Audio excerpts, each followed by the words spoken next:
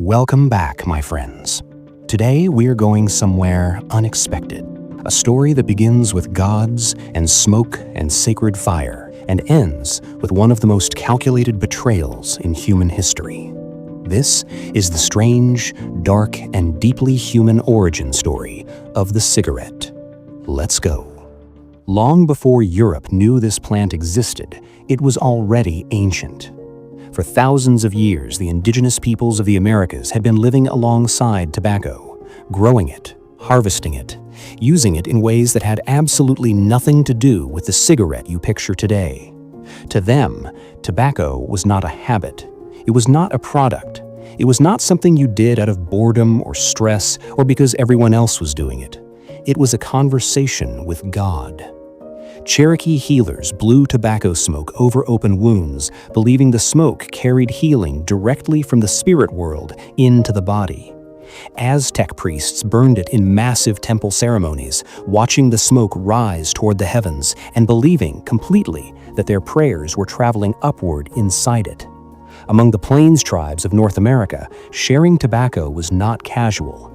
It was a covenant. Two nations sitting together, passing a pipe between them, binding themselves to an agreement that smoke would witness and the gods would hold. Tobacco was sacred, powerful, and treated with enormous respect, precisely because everyone understood this plant does something to you. Some indigenous healers used tobacco as actual surgical medicine. They blew concentrated smoke directly onto wounds before procedures. And here's the thing, it partially worked. Nicotine in high doses produces a real numbing effect. The sacred smoke had genuine medicine hiding inside it. They just didn't know the science. They called it spirit. Turns out, both were true. But the most important thing about tobacco in the ancient Americas was not what it did to the body. It was how carefully people controlled it. Tobacco was used occasionally, intentionally, ceremonially. Nobody was lighting up 20 times a day. Nobody was addicted. The plant was powerful, and everyone treated it that way. That balance had held for thousands of years. It was about to be destroyed in a single generation. October, 1492. Christopher Columbus lands in the Caribbean. Indigenous people greet him with gifts: food, water, handmade objects, and dried tobacco leaves presented with obvious reverence and ceremony. Columbus has no idea what the leaves are. His crew throws most of them overboard. But one sailor watches more carefully. His name is Rodrigo de Jerez. He sees the locals roll the dried leaves, light one end, and draw the smoke slowly into their bodies. He watches their faces, the way their shoulders drop, the way something behind their eyes settles and softens. Curious, he reaches out and tries it himself. The smoke hits his lungs, and something happens that no European body had ever experienced before. A warmth spreading through his chest, a lightness in his skull, a strange immediate calm, like every tense muscle in his body had simultaneously decided to stop fighting. Rodrigo de Jerez tucked tobacco into his pocket and sailed back to Spain. He starts smoking publicly in his hometown, walking through market streets, exhaling smoke from his mouth and nose, thick, visible clouds rising from a perfectly calm human face. His neighbors stop, stare, back away. They had never seen a human being breathe fire. They had never seen smoke pour from a living man's mouth without screaming or burning. There was only one explanation their medieval minds could reach. They reported him to the Spanish Inquisition. He was arrested, tried before religious authorities, and thrown into prison for 3 years. The official charge? Only the devil himself could give a man the power to exhale smoke like a demon. Now here's the part that will genuinely stop you. Rodrigo de Jerez sat in that prison cell for 3 years. 3 years. While outside those walls, the rest of Europe discovered tobacco, fell completely in love with it, and made it the most fashionable habit on the continent. He came out of prison into a world where the very thing that had condemned him was now everywhere. The man who was jailed for smoking walked free into a Europe that couldn't stop. But how did Europe move from terrified to addicted so fast? The answer is something far older and far more dangerous than tobacco itself. It is the moment money enters the story. Tobacco hit European markets in the mid-1500s, and the reaction was something merchants had never witnessed before. It didn't spread gradually, it exploded. Within decades, Portugal, Spain, France, England, every court in Europe had tried it. Noblemen carried ornate carved pipes. Wealthy women used elaborate silver snuff boxes, grinding tobacco to fine powder and inhaling it directly into their nostrils at dinner parties. Sailors chewed it on long ocean voyages. Soldiers smoked it in the hours between battles. Physicians prescribed it for headaches, anxiety, and digestive problems. One French ambassador named Jean Nicot, yes, the man whose name eventually gave us the word nicotine, sent tobacco to the French queen as a medical remedy. She used it for migraines. She told her court it worked. The entire French royal family started using tobacco on medical advice. The plant named after a diplomat, the addiction named after a queen's headache remedy. Sometimes history is stranger than anything you could invent. The demand across Europe was unlike anything the market had ever seen.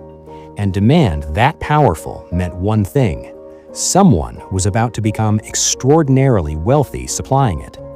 That someone was about to plant a seed in Virginia soil that would change American history forever. But here is the part that gets buried. The moment tobacco money exploded, plantation owners needed more labor than they could hire, afford, or find. This single crop's profitability became one of the primary economic engines driving the expansion of African slavery across colonial America. The cigarette's origin is also directly a slavery story, and nobody was asking questions yet, because a king was already moving to shut the whole thing down. The year is 1604. King James I of England has had enough. He sits down and writes a pamphlet, a counterblast to tobacco, describing smoking as loathsome to the eye, hateful to the nose, harmful to the brain, and dangerous to the lungs.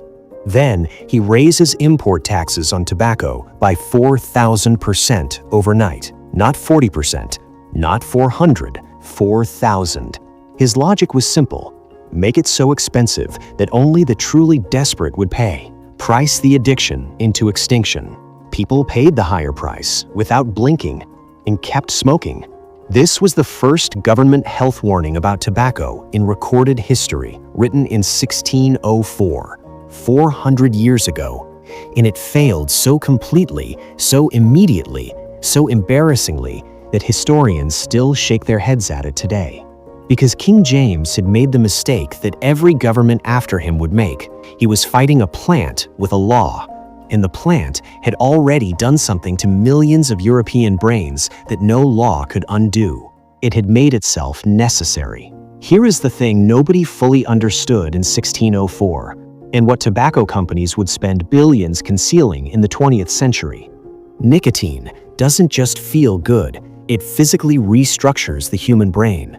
It creates specific receptors that only it can fill. It makes your body believe, on a deep chemical level, that it cannot think clearly, cannot relax, cannot function without another dose. You don't smoke because you enjoy it. You smoke because your brain has been permanently rewired to need it. King James was writing pamphlets. The plant was rewriting neurology.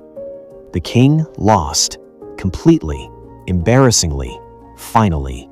And as Europe's addiction deepened, as tobacco money funded colonies, built entire economies, and rewired millions of brains, something new was coming. Something that would take this ancient, sacred, carefully respected plant and transform it into the most efficient addiction delivery device ever engineered by human hands. The cigarette, as we know it today, didn't exist yet. But one machine, built by one young inventor in 1880, was about to change that. And the men who bought that machine knew exactly what they were going to do with it. Tobacco's history was slow, expensive, and complicated. You needed a pipe. You needed loose tobacco. You needed time to pack it, light it, maintain it. It was a ritual, which naturally limited how much anyone could smoke in a single day. Then, in 1880, a young inventor named James Bonsack changed everything. He built a machine. The Bonsack machine could roll cigarettes automatically, thin, neat, paper-wrapped, perfectly identical. Before this machine existed, a skilled worker could hand-roll approximately 4 cigarettes per minute. The Bonsack machine produced over 200 cigarettes per minute. One machine did the work of 40 skilled workers, running continuously, without breaks, without wages. Overnight, cigarettes went from a luxury item to something cheaper than a loaf of bread. A factory worker could now afford to smoke all day. A soldier could carry a pack in his breast pocket. A teenager could buy one for a single penny. The cigarette was no longer a habit for the wealthy. It was available to everyone, everywhere, at any moment.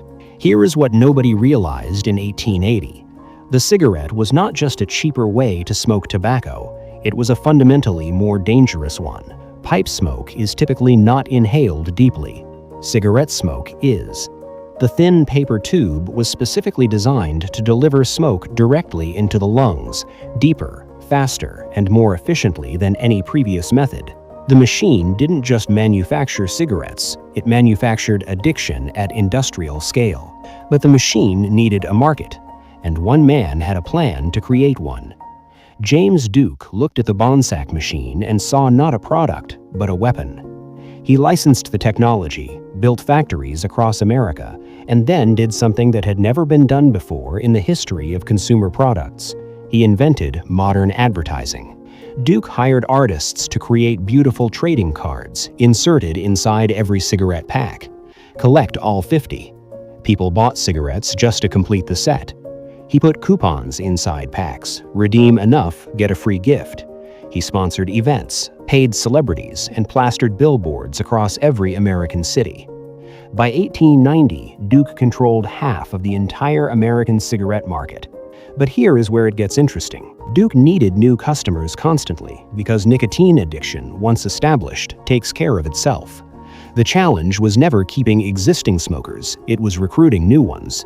And the most powerful recruitment tool he ever found was completely free: Hollywood. In the 1930s and 1940s, Hollywood was the most powerful cultural force on Earth.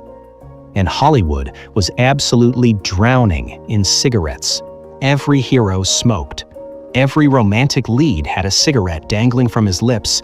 Every glamorous actress exhaled smoke like it was the most natural, beautiful thing a human being could do. Humphrey Bogart smoked. Audrey Hepburn smoked. James Dean smoked. The cigarette was not just a prop, it was a personality. It said cool, confident, unbothered. Tobacco companies paid for this image, directly, deliberately, and very generously. They paid studios to feature their specific brands in films.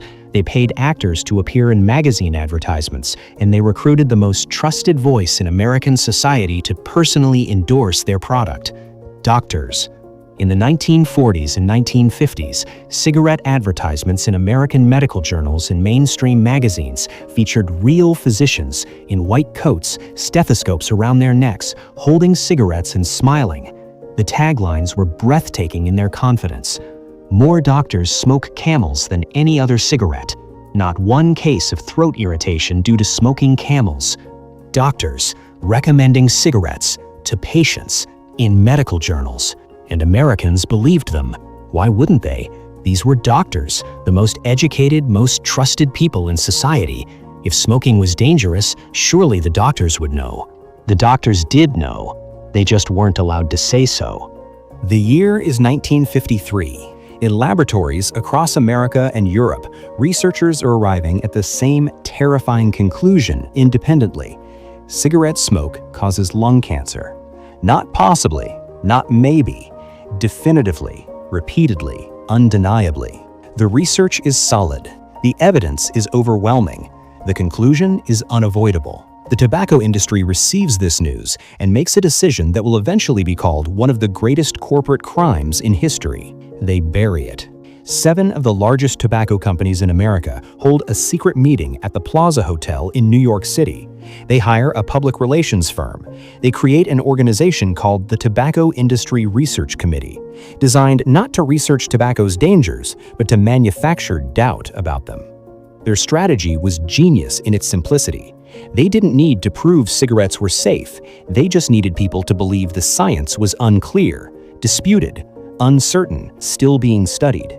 They published misleading research. They funded scientists willing to produce contradictory results. They flooded newspapers with statements designed to confuse rather than inform. Internal documents later revealed in court showed that tobacco executives knew with absolute certainty that their product caused cancer. As early as 1953, they continued selling it, advertising it, and publicly denying its dangers for the next 50 years. 50 years, while millions of people lit up believing the science was still undecided. By the time the truth finally became undeniable, by the time governments forced warning labels onto packs, banned television advertising, and held congressional hearings, over 100 million people had died from tobacco-related diseases in the 20th century alone. 100 million. And the companies responsible paid fines that amounted to a fraction of their profits and kept selling. Because here is the brutal reality. Even after everyone knew, the addiction kept the market alive. You don't need advertising when the product rewires the brain of every new customer automatically. But the story doesn't end there, because just when it seemed like the world was finally waking up, just when smoking rates were declining, just when an entire generation was choosing not to start, something new appeared. Something sleek, something modern, something specifically designed to make a new generation believe they had found a safer choice. It was called vaping, marketed as a tool to help existing smokers quit, positioned as a clean, modern, technology-forward alternative, endorsed by influencers, sold in fruit flavors, designed to look nothing like a cigarette. The tobacco industry had learned from its mistakes, not the mistake of addicting people, that was still the product, the mistake of looking like the tobacco industry. So they rebranded. They invested billions in vaping companies. They targeted teenagers with flavors called mango, cotton candy, and blue raspberry. They flooded social media with images of young, healthy, attractive people exhaling clean, white vapor. By 2019, one vaping company had captured 35% of the American youth market. Their internal documents, when they eventually surfaced, showed marketing strategies deliberately targeting 16 and 17-year-olds. The same playbook, the same strategy, the same decision to hide the health risks until the addiction was already established. History had not moved forward, it had simply changed its packaging. This story started with sacred smoke rising toward the sky. Tobacco was once a prayer, a ceremony, a bridge between the human world and something larger. It was used sparingly, intentionally, and with deep respect for its power. Then profit arrived, and everything changed. The plant didn't change. The addiction didn't change. The damage to the human body didn't change. What changed was who was in control and what they were willing to hide to stay there. From a Virginia tobacco field to a Hollywood screen, from a doctor's endorsement to a secret meeting in a New York hotel, from a cigarette pack to a vape pen designed for teenagers, the smoke kept rising. Only the prayer was gone.